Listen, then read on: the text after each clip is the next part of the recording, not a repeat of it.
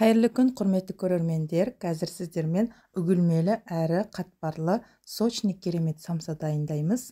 Видеоның соңына дейін қараңыздар. Егер ұнаса, лайк басып, комментарий жазып ұмытпаңыздар. Ең алдымен 500 грамм ұнға осындай 250 граммдық сары майымызды ұнға батырып алып, үкіштен өткізіп аламыз.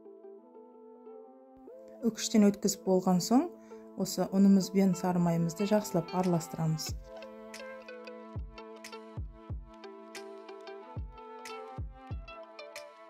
Араластырып болдық. Енді осыған бір жұмыртқа қосамыз.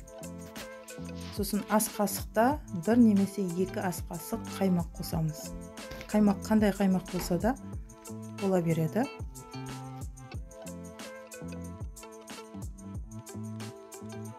Осы мөлшердегі ұнымызға осындай 200 граммдық стаканда су кетеді. Суымыз салқын су. Осыған бір шай қасықта тұз араластырып, бірден құйып жібермейміз.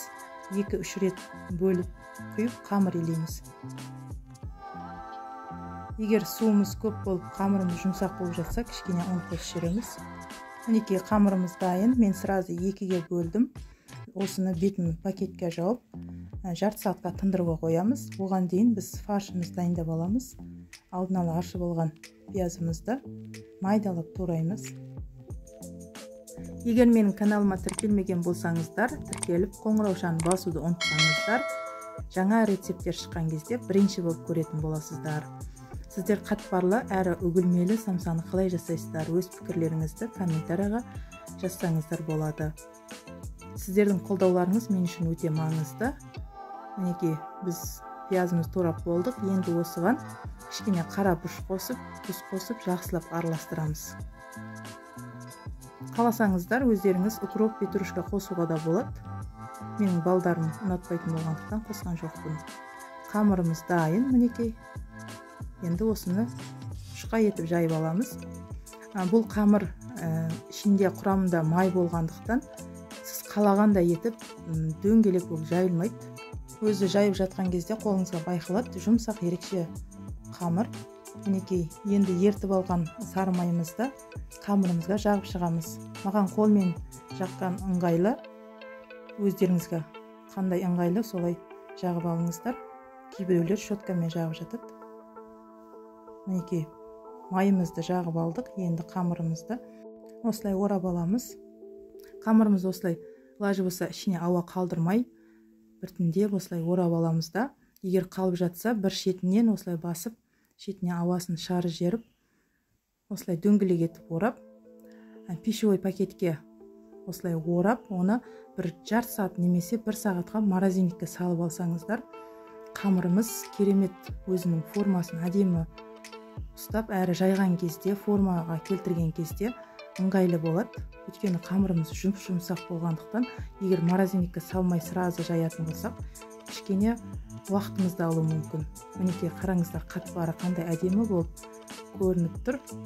Осылай бірдей етіп кесіп алып, енді осыларды біртіндеп жайып, фаршымызды салып, формаға келтіреміз.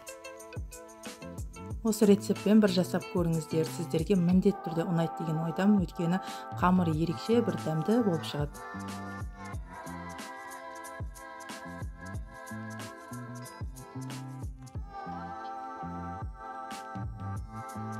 Міне, орташа қалыңдықта етіп жаямыз. Қамырымызды қатты жұқа қылып жаюдың қажеті жоқ. Менің оқтауым ұзындау болғандықтан сразу екеуден жайып жатырмын.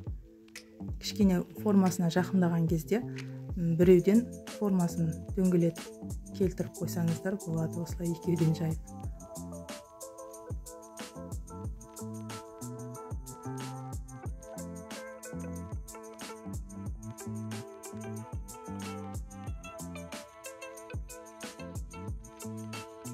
Екі барлығын жайып біттік. Енді осылай формаға келтіріп аламыз.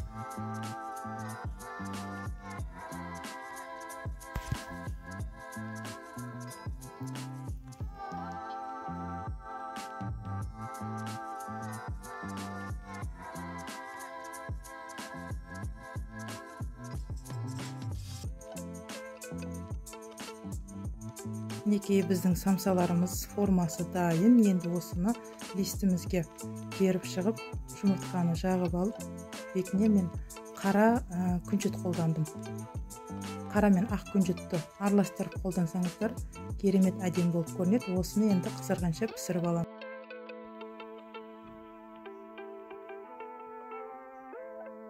Мінекей біздің самсамыз дайын, томпиып әдемі болып шықты. Егер рецепт ұнаса, міндетті түрде жасап көріңіздер. Келесі кездескенше сау болыңыздар.